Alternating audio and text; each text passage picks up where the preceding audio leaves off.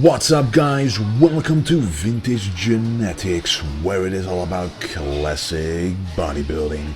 And today is a workout that I don't do very often, a shoulder workout. I don't do this very often because my shoulders are already on par with the rest of my physique without having training shoulders separately, but I decided that I want my shoulders to be just a little more 3D. As I'm starting to eat more, do everything bigger, better, stronger. And I'm in a lean bulk right now, and since I'm not a junior bodybuilder anymore, I will be in a weight class of the super heavyweights. So I have to have extreme body parts, such as the shoulders being very big. Of course the rest will be on par with this as well, but that's why I cannot neglect any body part at all.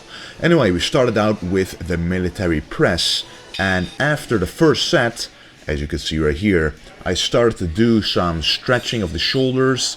I have a video of that right here, and this stretching really makes me able to keep doing the motion without any impingement, without any pain, which usually people feel during the bench press or the military press with either the barbell or the dumbbell.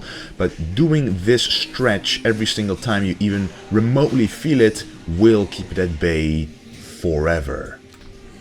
But yeah, the military press. Usually I like to start with either a side delt or a rear delt exercise, but I wanted to do the military press. It just felt like doing this exercise. It's been many months since I've done it, and I just wanted to test my strength on it.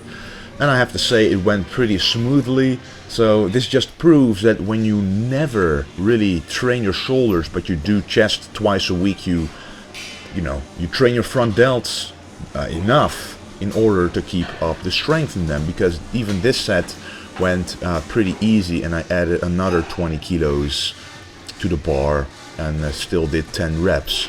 So yeah, that was a very nice exercise, and what you see me do is plant the bar on the top of my chest so that the stress on the shoulders is in the safe zone, because the more forward you put the bar, the more danger it is for your shoulder joint. Anyway, the next exercise, the front dumbbell raise. I really like to do this as a finisher for the front delts.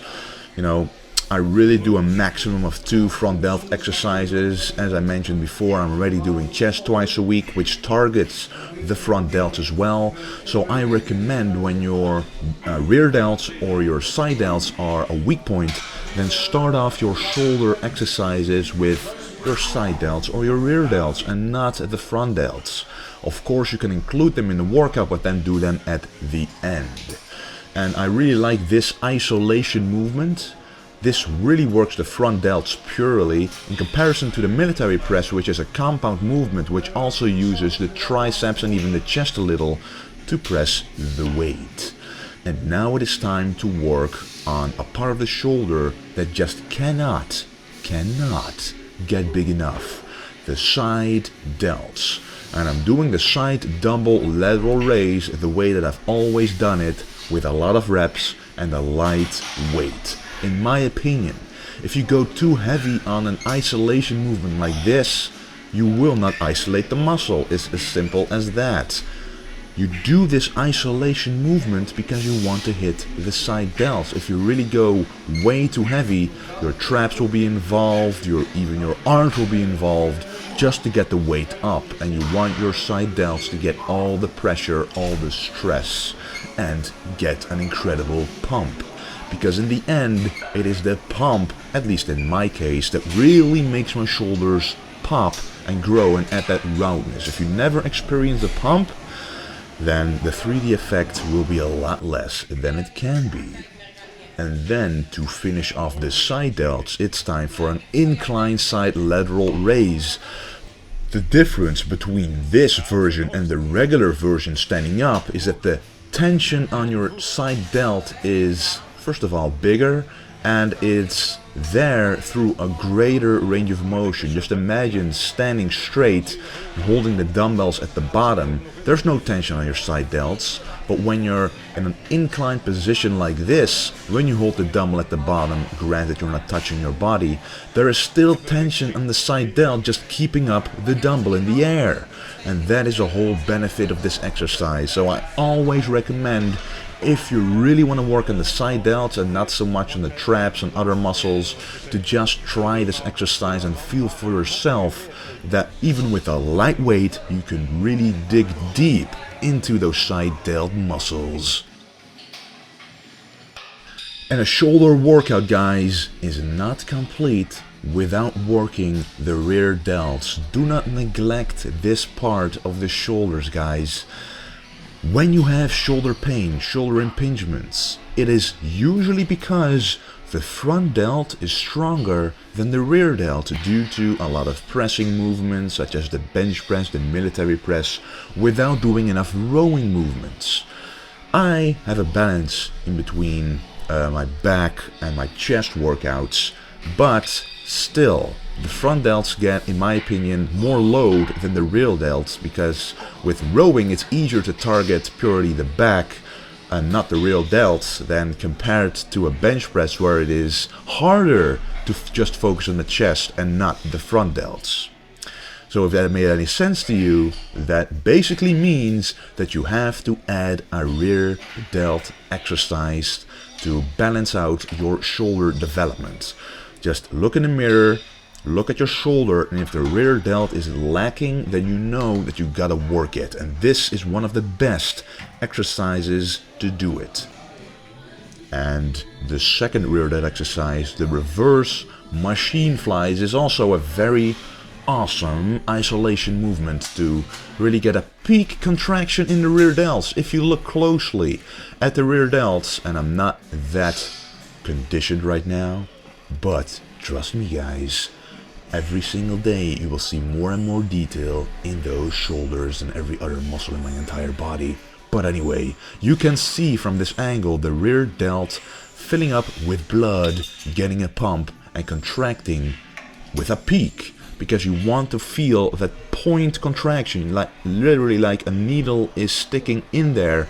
That's how hard you want to contract the rear delt, because it's very easy to just use the traps on this exercise and not really use the rear delts as much as you can. And a lot of people simply have underdeveloped posterior delts, aka rear delts, and that is just not acceptable, guys. We are classic bodybuilders. We need to have everything in proportion. And to me, that is important. Now, granted, you did all the previous exercises correctly, you did not work the traps very much still. And in my opinion, you can combine trap work with shoulder work or back work. But during shoulders, for me, it is the most logical, because you use your traps in basically almost every exercise you do when working the shoulders. At least you already warmed it up. And that's why we're doing the Barbell Shrugs right now, because we do want to work and grow those traps to get those Kevin Levrone traps. Well, you don't want them out of balance, but you cannot really have too big traps. I mean, it is very hard to get them disproportionate to the rest of your body, unless your chest is very small and your delts are very small, but that doesn't usually happen.